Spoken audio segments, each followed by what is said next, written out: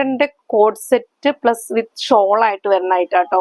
നമുക്ക് code set ആയിട്ടും use ചെയ്യാം, വിത്ത് ഷോൾ ആയിട്ട് വേണമെങ്കിലും അങ്ങനെ യൂസ് ചെയ്യാവുന്ന രീതിയിലാണ്. ഷോളിനും സെയിം പ്രിന്റ് തന്നെയാണ് വന്നത്.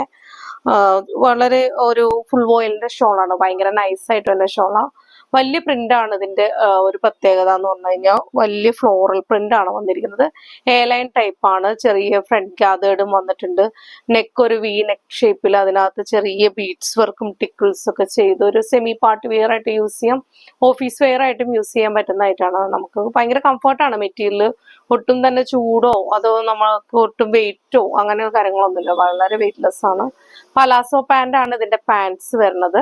2 കളറിലാണ് നമുക്ക് അവൈലബിൾ ആയിട്ടുള്ളത്. ഒന്ന് ഈ പീകോക്ക് ഗ്രീൻ കളറും ലൈറ്റ് ബ്ലൂ എന്ന് പറയാം അതിന്റെ കോമ്പിനേഷൻ. പ്യുവർ വൈറ്റ് അല്ല, ലൈറ്റ് ബ്ലൂ പോലത്തെ ഒരു കോമ്പിനേഷൻ ആണ്.